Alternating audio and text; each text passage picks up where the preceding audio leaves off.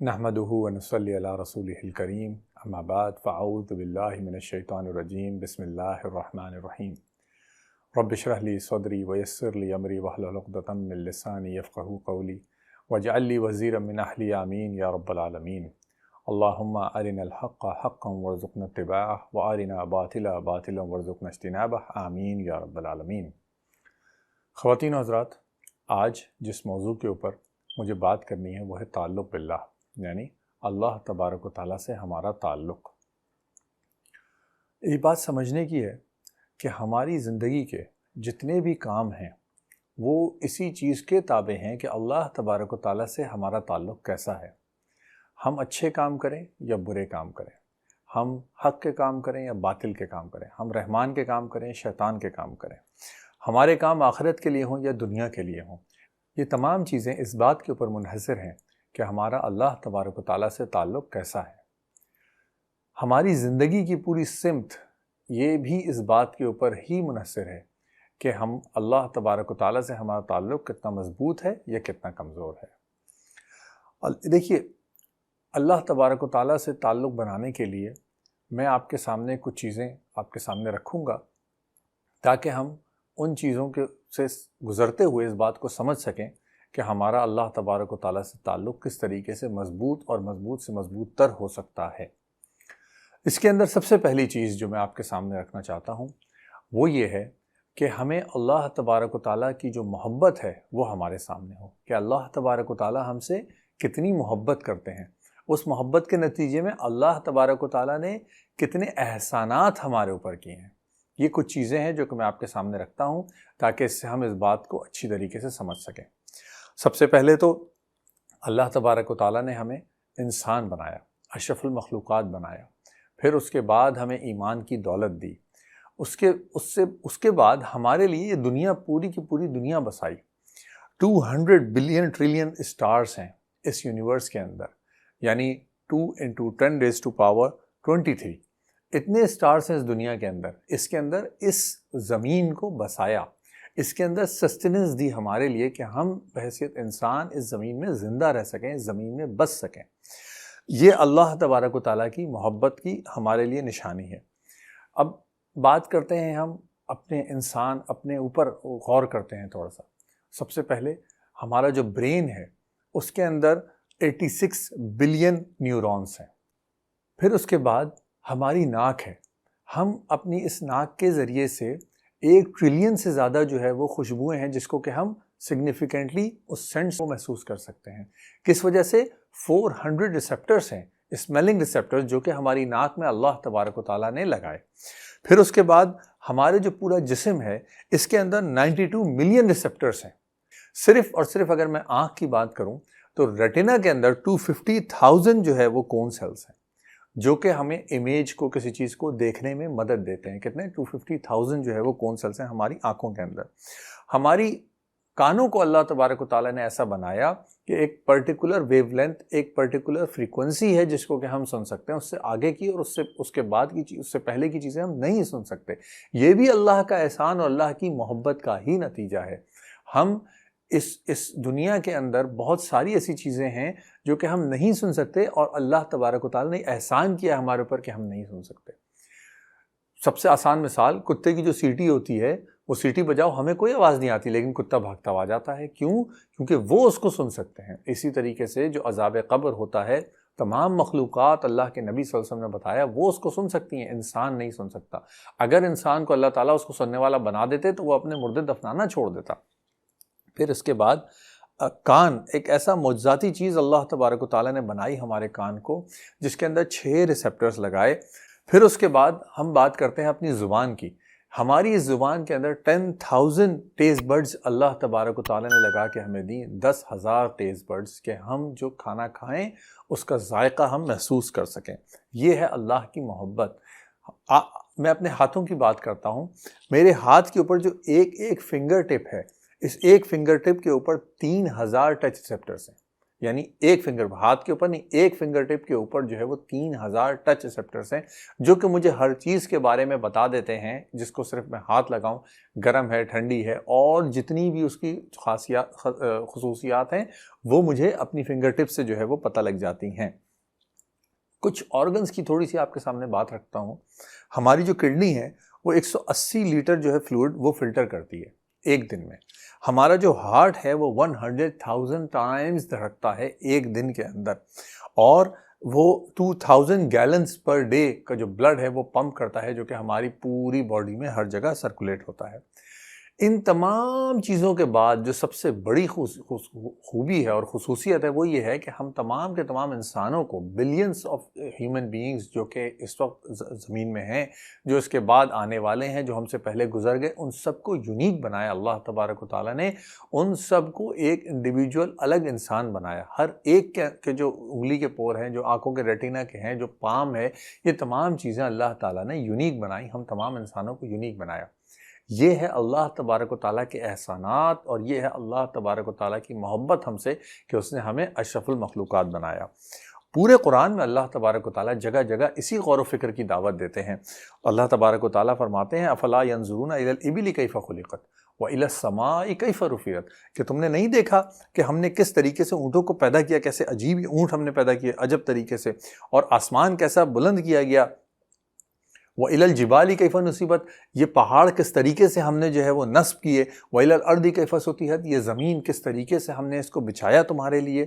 یہ تمام چیزیں اللہ تبارک و تعالیٰ ہمیں اس غور و فکر کی دعوت دیتے ہیں۔ ایک اور بھی غور و فکر ہے جس کی اللہ تبارک و تعالیٰ ہمیں دعوت دیتے ہیں۔ وہ کون سی غور و فکر کی دعوت ہے؟ اللہ تبارک و تعالیٰ فرماتے ہیں یا ایھا الذین آمنوا اتقوا اللہ ولتنظر نفس ما قدمت لغد، کہ اے لوگو جو ایمان لائے ہو اللہ کا تقوی اختیار کرو، اور تم میں سے ہر کوئی یہ دیکھے کہ اس نے اپنے کل کے لیے کیا سامان بھیجا ہے، اس کی کل کی اس کی کیا تیاری ہے۔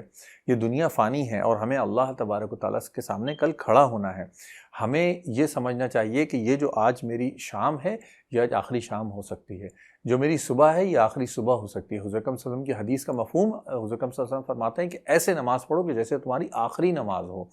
یہ وہ تمام چیزیں ہیں جس کو کہ ہم سمجھ سکتے ہیں کہ اس کے ذریعے سے اللہ تبارک و تعالیٰ سے ہمارا تعلق مضبوط ہوگا۔ دوسری چیز میری نظر میں جو کہ اللہ تبارک و تعالیٰ سے ہمارے تعلق کو بہترین بنا سکتی ہے اور بہتر بنا سکتی ہے، وہ ہے معرفت، اللہ کی معرفت، اللہ کا علم۔ دیکھیے کسی سے جب تعلق بنانا ہوتا ہے تو ہم اس کے بارے میں معلومات حاصل کرتے ہیں، ہم یہ جاننا چاہتے ہیں کہ اس کو کیا پسند ہے، کیا ناپسند ہے، وہ کہاں رہتا ہے، وہ کیا کام کرتا ہے۔ اس طریقے کی باتیں ہم جان کے تو پھر اس سے تعلق اپنا جوڑتے ہیں۔ اللہ تبارک و تعالیٰ سورہ حشر میں اپنے بارے میں ہمیں خود بتاتے ہیں هو اللہ الذی لا الہ الا هو عالم الغیب والشہادۃ هو الرحمن الرحیم هو اللہ الذی لا الہ الا هو الملک القدوس السلام المؤمن المہیمن العزیز الجبار المتکبر سبحان اللہ عما یشرکون۔ اللہ تبارک و تعالیٰ فرماتے ہیں وہی خدا ہے، وہی الہ ہے جس کے سوا کوئی عبادت کے لائق نہیں، پوشیدہ اور ظاہر کا جاننے والا، بہت مہربان اور نہایت رحم کرنے والا ہے۔ وہی خدا ہے جس کے سوا کوئی عبادت کے لائق نہیں، بادشاہ حقیقی، ہر عیب سے پاک ذات، سلامتی دینے والا، امن دینے والا، نگہبان، غالب، زبردست بڑائی والا، اور خدا ان لوگوں کے شرک کرنے سے پاک ہے۔ یہ ہے اللہ تبارک و تعالیٰ کا تعارف، معرفت الہی، جو کہ اللہ تبارک و تعالیٰ خود اپنے بارے میں ہمیں بتاتے ہیں۔ اس کے بعد تیسری چیز جو کہ ہمیں اللہ تبارک و تعالیٰ سے تعلق کو بہترین کر سکتی ہے، اور میرے خیال میں سب سے وزنی چیز، وہ ہے قرآن و سنت کا علم، وہ ہے اللہ تبارک و تعالیٰ کی کتاب کا علم۔ یہ ہم اکثر قرآن کے لیے لفظ یوز کرتے ہیں تلاوت قرآن۔ تلاوت لفظ نکلا ہے، جو اس کا روٹ ورڈ ہے، جو اس کے جس لفظ کے اوپر اس کا وزن ہے وہ ہے تا لام واو۔ تلاوت کے اندر جو معنی ہے اس کے، وہ یہ ہے کہ کسی چیز کے پیچھے پیچھے چلنا، اور اس طریقے سے جو ہے وہ پیچھے چلنا کہ اس کے بیچ میں کوئی اور چیز نہ آئے۔ یعنی میں اگر کسی گاڑی کے پیچھے اس کا جو ہے وہ اس کے پیچھے جا رہا ہوں اور فالو کر رہا ہوں اس کو، تو اس طریقے سے کہ کوئی اور گاڑی بھی بیچ میں نہ آئے۔ یہ ہے تلاوت کے لغوی مفہوم کے اندر جو چیز پنہا ہے۔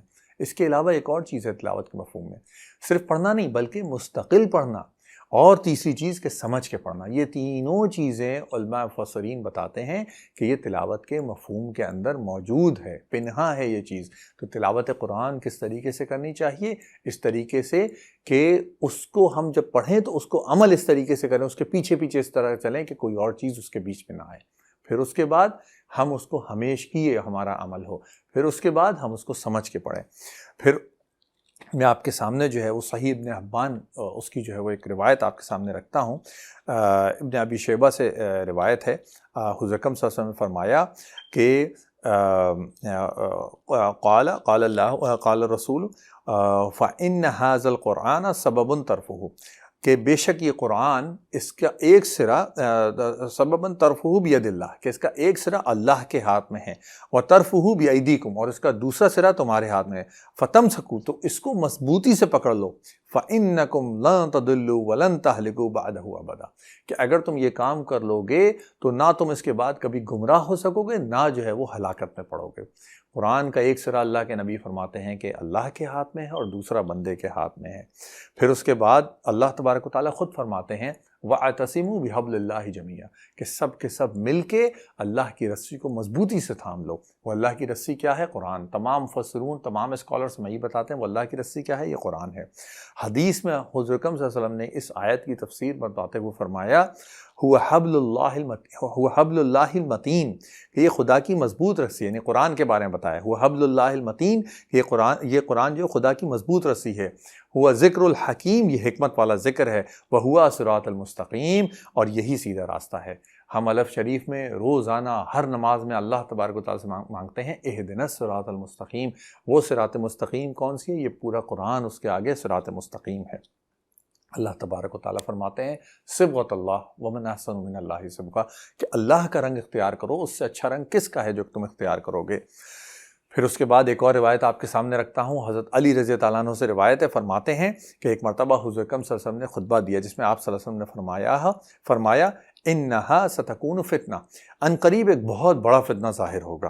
حضرت علی رضی اللہ عنہ فرماتے ہیں میں نے عرض کی مل مخرج منہا یا رسول اللہ، کہ اس سے نکلنے کا کیا طریقہ ہوگا، اس فتنے سے ہم کیسے بچ سکیں گے، کیسے اپنے آپ کو محفوظ کر سکیں گے؟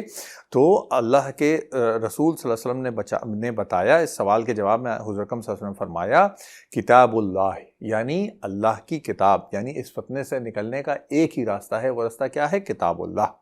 یہی ہے جو کہ اس فتنے سے ہمیں محفوظ کر سکتی ہے۔ آئیے تاریخ کے جھروکوں سے آپ کو ایک بات آپ کے سامنے رکھتا ہوں اس قرآن کی عظمت کے حوالے سے۔ کس کے حوالے سے؟ شیخ الہند مولانا محمد حسن رحمہ اللہ۔ اور پہلے میں آپ کو یہ بتا دوں کہ یہ ہیں کون، ان کا تعارف بہت ضروری ہے جن لوگوں کو نہیں پتہ۔ صرف اور صرف استاد پہچانا جاتا ہے اپنے شاگردوں سے، تو ان کے شاگردوں میں کون لوگ ہیں؟ ان کے شاگردوں میں مفتی محمد شفیع صاحب ہیں، ان کے شاگردوں میں مولانا حسین احمد مدنی ہیں، مولانا اشرف علی تھانوی رحمہ اللہ، مولانا شبیر احمد عثمانی، مولانا انور شاہ کاشمیری، یہ وہ لوگ ہیں جو کہ ان کے شاگردوں میں سے ہیں۔ تو شیخ الہند، اور اس کے بعد ان کا اور تعارف جو ہے وہ میں آپ کے سامنے رکھوں کہ ان کی سیاسی شخصیت جو ہے وہ کتنی بلند تھی۔ یہ وہ ہیں جنہوں نے ریشمی رومال تحریک چلائی۔ جن لوگوں نے جیوگرافی کے اندر پڑھا ہے، ریشمی رومال تحریک انگریز کے خلاف جو ہے وہ انہوں نے چلائی تھی تاکہ ہندوستان کو آزاد کرایا جا سکے۔ پھر اس کے بعد جمعیت علماء ہند کے جو ہے سربراہ تھے، اس کو بنانے والے تھے۔ یہ پورے ہندوستان میں جو علماء کرام کا متفقہ پلیٹ فارم تھا، یہ اس کے بانی تھے۔ بریلوی آج کی طرح نہیں کہ بریلوی الگ، دیوبندی الگ، اہل حدیث علماء الگ، نہیں، بلکہ یہ تمام بریلوی، اہل حدیث اور دیوبندی جو علماء کرام تھے ان کا متفقہ پلیٹ فارم جو ہے وہ یہی تھا، جمعیت ہند اس وقت۔ اس کے بعد اس تحریک کے چلانے کے نتیجے میں یہ ہوا کہ ان کو گرفتار کر لیا مکہ سے، اور پھر اس کے بعد گرفتار کر کے بجائے اس کے کہ ہندوستان جو ہے وہ ان کو جو ہے وہ انگریز بھیجتے، انگریزوں نے ان کو جو ہے وہ مالٹا کے جزیرے میں جو ہے وہ بھیج دیا۔ پھر اس کے بعد جب ان کا آخری وقت میں ان کو جو ہے وہ ٹی بی ہو گیا، جب ٹی بی تیسری اسٹیج پہ پہنچا تو انگریز کو یہ خوف ہوا کہ اگر یہ ہماری قید میں جو ہے وہ ان کا انتقال ہو گیا تو بہت جو ہے وہ پرابلم ہو جائے گی اور عوام جو ہے وہ ہمارے خلاف اٹھ کھڑے ہوں گے، تو پھر انہوں نے ان کو ہندوستان بھیجا۔ جب یہ ہندوستان لینڈ کرتے ہیں، بمبئی کے ساحل کے اوپر جب یہ پہنچتے ہیں، پہلے دن جو لوگ ملنے آئے تھے ان کے اندر جو ہے وہ مہاتما گاندھی بھی موجود تھا۔ یعنی ان کے سیاسی قد و کاٹ کا اس چیز سے اندازہ لگائیے کہ مہاتما گاندھی ان کے در کے اوپر جو ہے وہ آئے تھے۔ اب ان تمام بزرگان دین کا مجمع ہے، اس کے اندر یہ بزرگان دین بھی موجود ہیں، اور شیخ الہند یہ بات کہتے ہیں کہ میں نے اپنا جو مالٹا کی جو اسیری ہے اس کے اندر جو ہے وہ میں نے 2 سبق سیکھے۔ یہ الفاظ سن کے سارا مجمع ہمتن گوش ہو گیا کہ ہمارے شیخ اپنی زندگی کی آخری عمر 80 سال کی عمر میں کیا اپنی زندگی کا نچوڑ جو ہے بتانے والے ہیں۔ فرماتے ہیں کہ میں نے جو ہے وہ اپنی آخری عمر میں 2 سبق سیکھے۔ وہ کیا ہیں؟ فرماتے ہیں میں نے جہاں تک جیل کی تنہائیوں میں اس بات پہ غور کیا کہ مسلمان دنیاوی اور دینی ہر حیثیت سے کیوں تباہ ہو رہے ہیں، تو مجھے اس کے 2 سبب معلوم ہوئے۔ نمبر 1 ان کا قرآن کو چھوڑ دینا، نمبر 2 ان کے آپس کے اختلافات اور خانہ جنگی۔ اس لیے میں وہاں سے یہ عزم لے کے آیا ہوں کہ اپنی باقی زندگی اس کام میں صرف کروں گا کہ قرآن کریم کو لفظاً اور معناً عام کیا جائے اور مسلمانوں کے باہمی جنگ جدل کو کسی قیمت برداشت نہ کیا جائے۔ یہ بات وحدت امت میں مفتی محمد شفیع صاحب نے کوٹ کی۔ اس کے بعد مفتی محمد شفیع صاحب جو ہے اس کے اندر آگے اس کا اضافہ کرتے ہیں ایک بڑی پیاری بات۔ وہ کہتے ہیں شیخ الہند نے جو باتیں فرمائیں وہ 2 نہیں ہیں، دراصل وہ ایک ہی بات ہے۔ در حقیقت ہمارے اختلافات میں شدت اس وجہ سے ہوئی کہ ہم نے قرآن کو چھوڑ دیا۔ جب تک قرآن مرکز تھا سب کے سب اس مرکز سے جڑے ہوتے تھے۔ جب ہم اس مرکز سے یعنی اس قرآن سے دور ہوئے، جس کی وجہ سے مسلمانوں میں آپس میں اختلافات ہوئے اور ایک دوسرے سے جو ہے وہ جو خانہ جنگی والی کیفیت ہوئی، یہ اس وجہ سے ہوئی۔ یعنی یہ دونوں باتیں دراصل ایک ہی بات ہے کہ ہم قرآن سے دور ہوئے۔ یہ تھا جو کہ میں نے آپ کے سامنے رکھا قرآن کی عظمت کے حوالے سے، تاریخ کے حوالے سے ایک بات۔ دیکھیے اس بات کو سمجھیے کہ قرآن کی عظمت ہے کیا۔ اس زمین و آسمان کے درمیان سب سے مکرم شے یہ قرآن ہے۔ اس کے علاوہ باقی سب کی سب چیزیں مخلوق ہیں، صرف قرآن ہے جو کہ کلام باری تعالیٰ ہے۔ یہ ہے اس قرآن کی عظمت۔ قرآن اپنی اس عظمت کو بہت ساری جگہیں ہیں، لیکن کچھ میں آپ کے سامنے رکھتا ہوں جو کہ اس قرآن کی عظمت کے حوالے سے سورہ عبس کی 4 آیات آپ کے سامنے رکھتا ہوں۔ فی صحف مکرمہ، اللہ تبارک و تعالیٰ فرماتے ہیں یہ کتاب بڑے باعزت صحیفوں میں سے ہے، مرفوعۃ مطہرہ، بہت رفیع الشان اور بہت ہی پاک کیے ہوئے صحیفے۔ اور پھر اس کے بعد یہ کن کے ہاتھوں میں ہے؟ بِأَيْدِي سَفَرَةٍ کِرَامٍ بَرَرَةٍ، یہ ان لکھنے والوں کے ہاتھ میں ہے جو بڑے بلند مرتبہ اور نیکوکار ہیں۔ صحیح بخاری میں اماں عائشہ رضی اللہ تعالیٰ عنہ سے روایت ہے، فرماتی ہیں حضور اکرم صلی اللہ علیہ وسلم نے ارشاد فرمایا الماہر بالقرآن، قرآن کا ماہر مع السفرۃ الکرام بررہ۔ یہ حضور اکرم صلی اللہ علیہ وسلم فرماتے ہیں جو شخص قرآن کا ماہر ہو، اس کو صحیح طرح پڑھتا ہو، اس کو سمجھتا ہو، اس کے اوپر عمل کرتا ہو، اس کا رتبہ ان فرشتوں کا سا ہے جیسا کہ سورہ عبس کی آیت سفرۃ کرام بررہ کے اندر جو ہے وہ اللہ تبارک و تعالیٰ نے یہ جو الفاظ آئے ہیں، ماہر قرآن کا رتبہ اس طریقے سے ہے۔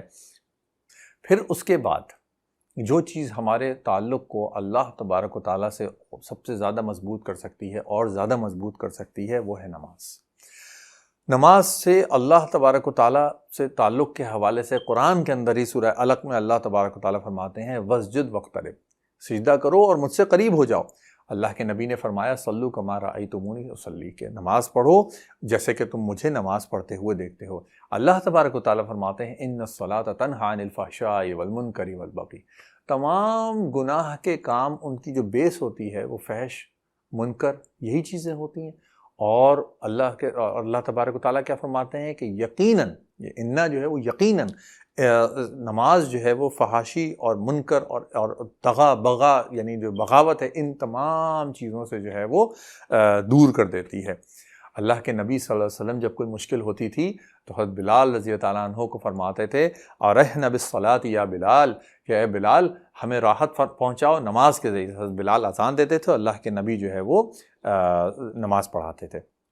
ایک حدیث قدسی ہے، حضرت ابو ہریرہ رضی اللہ عنہ سے روایت ہے کہ اللہ تبارک و تعالیٰ نے فرمایا جس شخص نے میرے کسی ولی سے دشمنی کی، میرا اس کے ساتھ اعلان جنگ ہے، اور میرا بندہ جن چیزوں سے مجھ سے قریب ہوتا ہے ان میں سب سے زیادہ محبوب وہ چیزیں ہیں جو میں نے اس پر فرض قرار دیں۔ پھر اس کے بعد میرا بندہ نوافل کے ذریعے سے میرا قرب حاصل کرتا رہتا ہے یہاں تک کہ میں اس سے محبت کرنے لگتا ہوں۔ جب میں اس سے محبت کرنے لگتا ہوں تو اس کے نتیجے میں اس کے کان بن جاتا ہوں جس سے وہ سنتا ہے، میں اس کی آنکھ بن جاتا ہوں جس سے وہ دیکھتا ہے، میں اس کے ہاتھ بن جاتا ہوں جس سے وہ پکڑتا ہے، اور میں اس کے پیر بن جاتا ہوں جس سے وہ چلتا ہے۔ اگر وہ مجھ سے کسی چیز کا سوال کرتا ہے تو میں اسے ضرور عطا کرتا ہوں، اور وہ کسی چیز سے میری پناہ مانگتا ہے تو میں اسے ضرور پناہ دیتا ہوں، اور کسی چیز کے کرنے میں مجھے اتنا تردد نہیں ہوتا جتنا مجھے اس کی روح قبض کرنے میں ہوتا ہے۔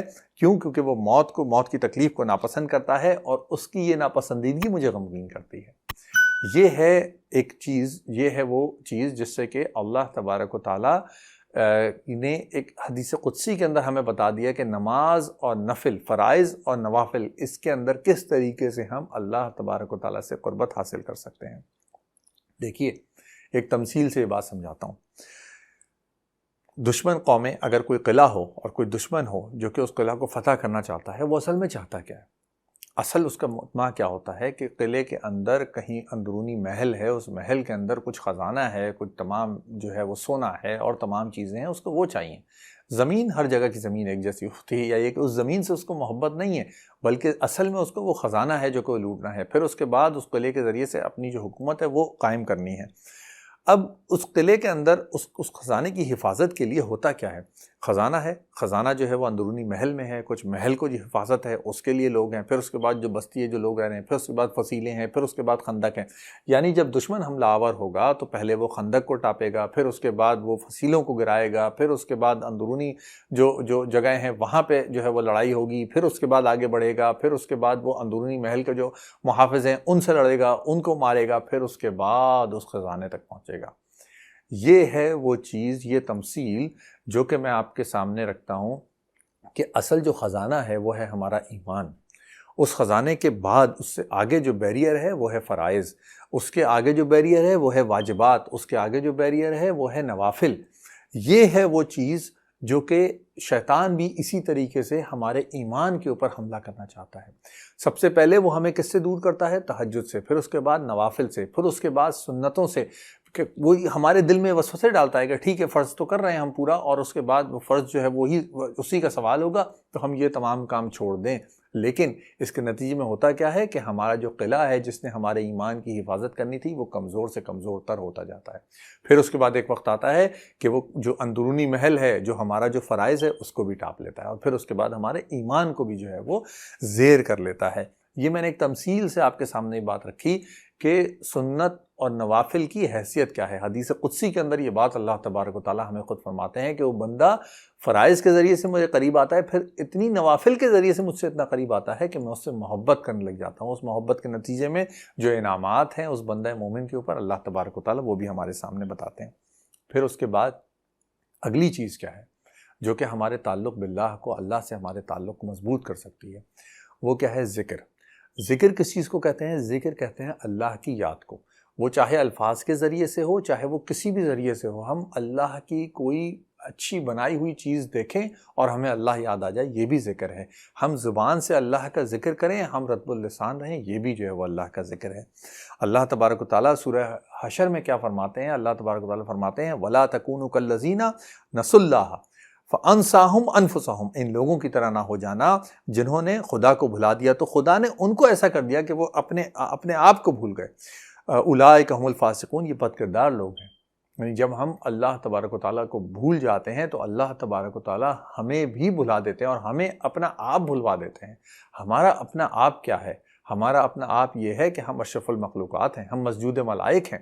اللہ تبارک و تعالیٰ اس کیٹیگری سے ہمیں گرا کے جب ہم خود اپنے آپ کو جو ہے بھول جاتے ہیں تو اسفل السافلین میں پہنچ جاتے ہیں، ہم نچلوں میں سے نچلوں میں پہنچ جاتے ہیں۔ یہ ہے جو کہ اللہ کا ذکر بھولنے سے اس کے مضمرات کیا ہیں، اس کے پرابلمز کیا ہیں۔ سورہ طٰہٰ میں اللہ تبارک و تعالیٰ فرماتے ہیں وَمَنْ أَعْرَضَ عَنْ ذِكْرِي فَإِنَّ لَهُ مَعِيشَةً ضَنْكًا، کہ جس نے میری نصیحت سے، میرے ذکر سے اعراض کیا، میں اس کے لیے اس کی معیشت کو، اس کی زندگی کو تنگ کر دوں گا، مشکل بنا دوں گا۔ جس کام میں ہاتھ لگائے گا وہ کام مشکل ہو جائے گا، اس میں کھپ جائے گا۔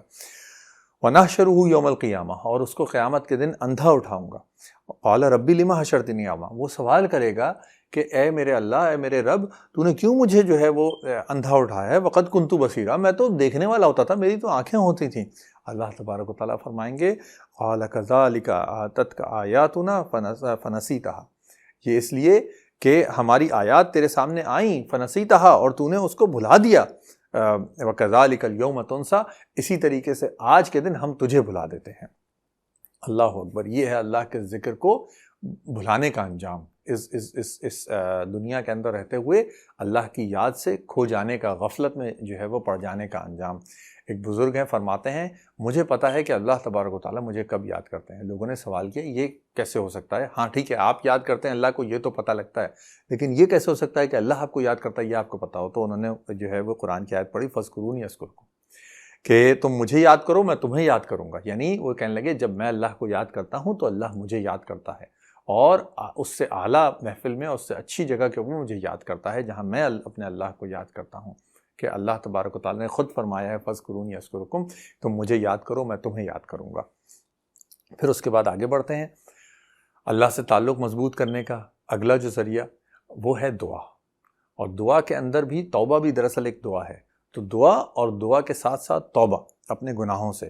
اللہ تبارک و تعالیٰ فرماتے ہیں قُلْ يَا عِبَادِيَ الَّذِينَ أَسْرَفُوا، اے میرے بندو، اے اللہ کے رسول صلی اللہ علیہ وسلم فرما دیجئے کہ اے میرے بندو، اسرفو جنہوں نے اپنے جانوں کے اوپر زیادتی کر لی ہے، علی انفسہم اپنی جانوں کے اوپر زیادتی کر لی ہے، لا تقنطوا من رحمت اللہ۔ اللہ تبارک و تعالیٰ فرماتے ہیں کہ اے میرے بندو، تم میں سے جس نے اپنی جانوں کے اوپر زیادتی کر لی ہے، لا تقنطوا من رحمت اللہ، اللہ کی رحمت سے مایوس نہ ہو جانا، اللہ کی رحمت سے نا امید نہ ہو جانا۔ یہ ایک بڑی زبردست آیت ہے۔ اللہ نے یہ نہیں کہا یا ایھا الذین آمنوا، اے ایمان والو، اللہ نے یہ نہیں کہا یا ایھا المومن، اللہ نے یہ سب نہیں کہا، اللہ نے بندہ بتایا کہ اے میرے بندو، اور اس کے بعد بھی میرے بندوں کہا، یہ نہیں کہا کہ اے بندو، اے لوگو، یہ نہیں کہا، اللہ نے کہا اے میرے بندو، تم اگر اپنی جانوں کے اوپر تم نے جتنی بھی زیادتی کر لی ہے، میری رحمت سے نا امید نہ ہونا۔ اللہ تبارک و تعالیٰ فرماتے ہیں ان اللہ یغفر الذنوب جميعا، یقیناً اللہ تمام گناہوں کو بخش دیتا ہے، انہ هو الغفور الرحیم، بے شک یقیناً وہ غفور الرحیم ہے، وہ گناہوں کو بخشنے والا اور مہربان ہے۔ وَأَنِيبُوا إِلَىٰ رَبِّكُمْ وَأَسْلِمُوا لَهُ، اور کنڈیشن کیا ہے؟ اس کے ساتھ کنڈیشن یہ ہے کہ تم اپنے رب کی طرف، اپنے پروردگار کی طرف رجوع کرو، ربکم واسلموا، اور جو ہے اپنے رب کی طرف رجوع کرو اور اس کے فرما بردار ہو جاؤ۔ من قبل ان یاتیکم العذاب ثم لا تنصرون، اور پھر اس سے پہلے کہ تم کو جو ہے وہ تمہارے پر کوئی عذاب واقع ہو، کوئی ناگہانی آ جائے، تمہیں جو ہے وہ مدد نہ کی جا سکے۔ یہ ہے کنڈیشن جو کہ اللہ تبارک و تعالیٰ نے بتائی کہ اپنے رب کی طرف رجوع کر لو، اپنے رب سے توبہ کر لو، پھر اس کے بعد اپنے رب سے چاہے جتنے بھی گناہ کیے ہوں اپنے رب سے مایوس نہ ہو۔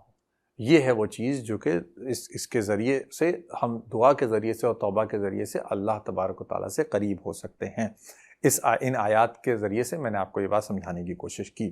اب اس کے بعد سمجھتے ہیں کہ اللہ تبارک و تعالیٰ سے جو تعلق ہے اس کے ثمرات کیا ہوتے ہیں۔ کچھ شخصیتوں کے نام میں آپ کے سامنے رکھوں گا، کچھ صحابہ کرام سے، کچھ اس کے بعد سے، کچھ تابعین سے، کچھ تبع تابعین سے، کچھ آگے اس سے، کہ یہ جو تعلق باللہ ہوتا ہے اس کے ثمرات کیا ہوتے ہیں۔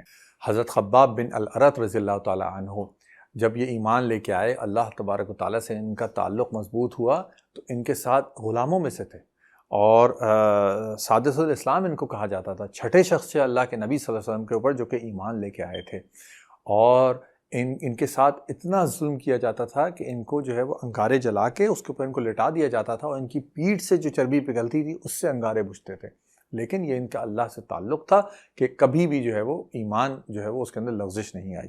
پھر اس کے بعد حضرت مصعب بن عمیر جو ہیں وہ ایسے نوجوان تھے کہ جہاں سے گزر جاتے تھے وہاں پتہ لگتا تھا گھنٹوں کہ حضرت مصعب بن عمیر یہاں سے گزرے ہیں۔ سیریا سے ان کے لیے کپڑا آتا تھا، ایک کپڑا جو ایک بار پہنتے تھے وہ دوبارہ نہیں پہنتے تھے، انتہا سے زیادہ ناز و نعم کے اندر جو ہے وہ پلے ہوئے۔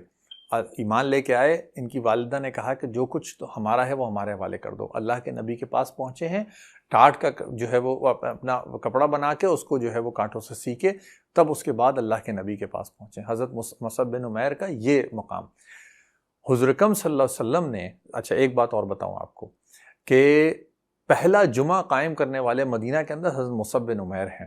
حضور اکرم صلی اللہ علیہ وسلم نے بیت عقبہ اولیٰ کے اندر حضرت مصعب بن عمیر کو، جب مدینہ سے 12 یا 13 لوگ آئے تھے، تو انہوں نے کہا کہ ہمیں کوئی ایسا جو ہے وہ شخص دیجیے جو کہ ہمیں قرآن سکھائے۔ اللہ کے نبی نے حضرت مصعب بن عمیر کو ان کے ساتھ کیا۔ پہلی ہجرت کی تھی حبشہ انہوں نے، پھر اس کے بعد مدینہ جو ہے یہ سب سے پہلے یہ گئے ان لوگوں کے ساتھ جنہوں نے حضور اکرم صلی اللہ علیہ وسلم کے ہاتھ پہ بیعت کی پہلی۔ پھر ان کا نام وہاں پہ پڑ گیا کہ جعل قاری جعل مقری، کہ ہمیں قرآن سکھانے والے آ گئے. اس طریقے سے جو ہے وہ ان کو جو ہے وہ لوگ یاد رکھتے تھے.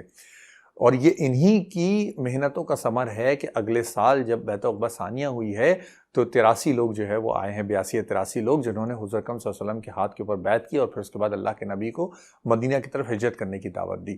پہلے شخص ہیں جیسا میں نے آپ کو بتایا کہ حضرت سعد بن خثیمہ رضی اللہ عنہ کے مکان میں انہوں نے جو ہے وہ جمعہ کی نماز قائم کی اور جمعہ جو ہے وہ قائم کیا مدینہ شریف کے اندر. ایک اور واقعہ آپ کے سامنے رکھتا ہوں. حضرت عمر رضی اللہ عنہ کا دور خلافت ہے. ایک قافلہ جو ہے وہ آتا ہے مکہ شریف کی طرف. حضرت عمر رضی اللہ عنہ قافلے والوں کو روکتے ہیں اور پوچھتے ہیں کہ تم جو ہو وہ کہاں سے آ رہے ہو؟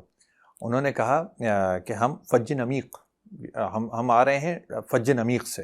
فج نمیق کہتے ہیں ماؤنٹینس ہائی وے یا ڈسٹنٹ لینڈ، ڈیپ ویلی، وہاں سے آ رہے ہیں. پھر انہوں نے کہا اچھا کہاں جا رہے ہو؟ کہنے بیت العتیق یعنی پرانا گھر. یہ ہے کعبہ شریف کا نام. یہ دونوں چیزیں جو ہیں وہ سورہ حج آیت 27 اور آیت 29 کے اندر یہ دونوں قرآن کے استعارے ہیں. فج نمیق اور فج عمیق اور بیت العتیق، یہ دونوں قرآن کے استعارے ہیں. حضرت عمر رضی اللہ عنہ کو پتہ لگا کہ اچھا یہ جو ہے وہ کچھ قرآن سے ان کو جو ہے وہ شغف ہے. تو اس کے بعد اگلا سوال انہوں نے کیا ای القرآن اعظم، کہ قرآن کا سب سے اعظم سب سے گریٹ حصہ جو ہے وہ کون سا ہے؟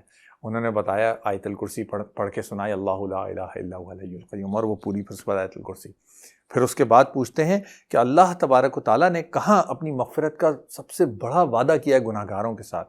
تو وہی جو آیت ابھی میں نے آپ کے سامنے پڑھی وہ انہوں نے پڑھ کے سنائی، قل یا عبادی الذین اسرفوا علی انفسہم لا تقنطوا من رحمت اللہ ان اللہ یغفر الذنوب جمیعا انہ هو الغفور الرحیم. پھر اس کے بعد حضرت عمر رضی اللہ عنہ سے سوال کیا کہ قرآن کی سب سے محکم آیت، سب سے ڈیسائسو آیت کون سی ہے؟ تو انہوں نے جو ہے وہ بتایا ان اللہ یأمرکم بالعدل والإحسان وإیتاء ذی القربى وینہی عن الفحشاء والمنکر والبغی یعظکم لعلکم تذکرون.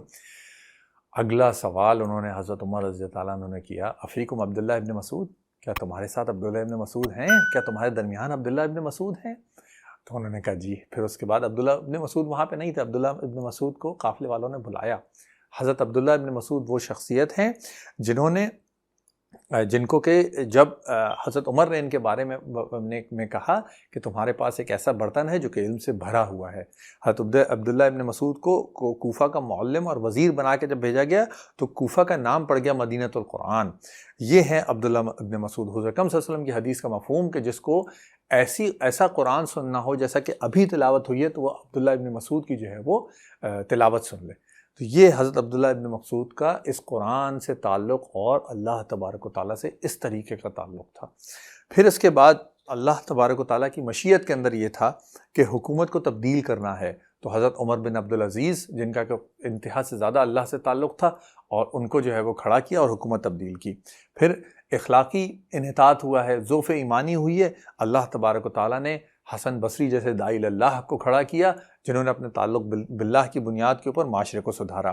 پھر اس کے بعد تدوین فقہ کا وقت آیا. اللہ تبارک و تعالیٰ نے امام ابو حنیفہ، امام مالک، امام شافعی، امام احمد ابن حنبل، ان ائمہ کرام کو جو ہے وہ کھڑا کیا جن کا تعلق باللہ اللہ کے ساتھ انتہا سے زیادہ مضبوط تھا. انہوں نے فقہ تدوین کی.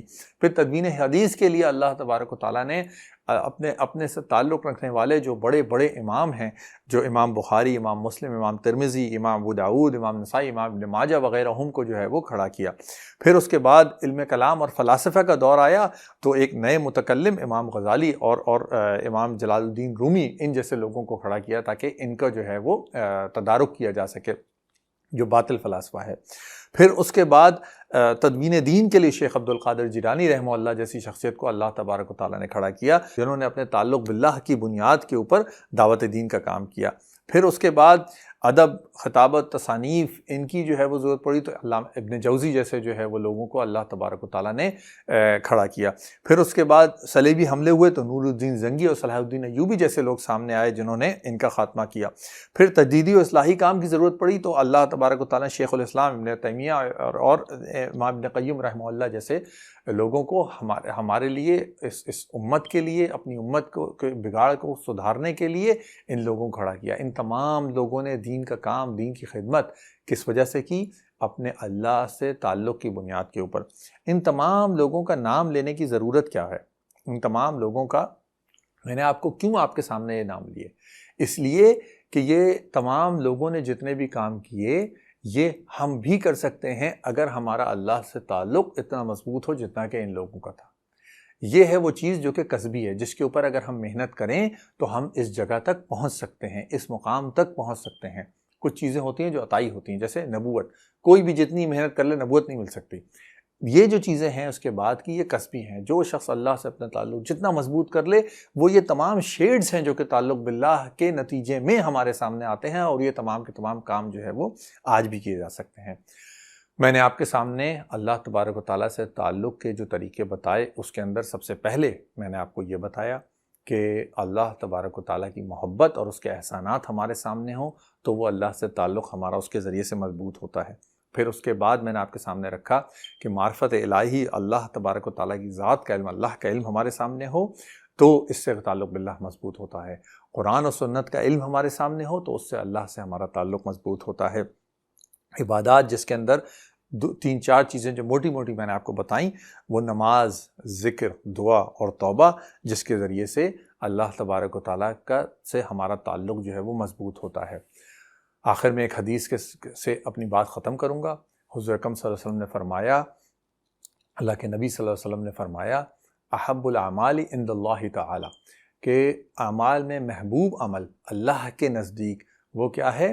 ادومھا وان اقل، جو کہ دائمی ہو بے شک چھوٹا ہو۔ یعنی ایک دائمی عمل، مسلسل عمل جو کہ عقل جب کہ چھوٹا بھی ہو وہ زیادہ محبوب ہے، بجائے اس کے کہ ایک دن کھڑے ہوں اور پھر اس کے بعد جو 100 رکعت پڑھ لیں اور اس کے بعد اگلے پورے مہینے جو ہے سوتے رہیں۔ نہیں، نوافل کے اندر اللہ کے نبی صلی اللہ علیہ وسلم نے یہ بتایا کہ روزانہ جو شخص اٹھ کے 4 رکعت تہجد پڑھے وہ ہے دراصل جو کہ اللہ تبارک و تعالیٰ کو عمل جو کہ محبوب ہے۔ تو آج فیصلہ کیجئے کہ ان چیزوں میں سے جو بھی چیزیں ہمیں اللہ تبارک و تعالیٰ سے ہمارا تعلق مضبوط کرنے کا ذریعہ ہیں، ان چیزوں کو ہم اپنائیں گے، اور جس چیز کو اپنائیں گے اس کو چھوڑیں گے نہیں۔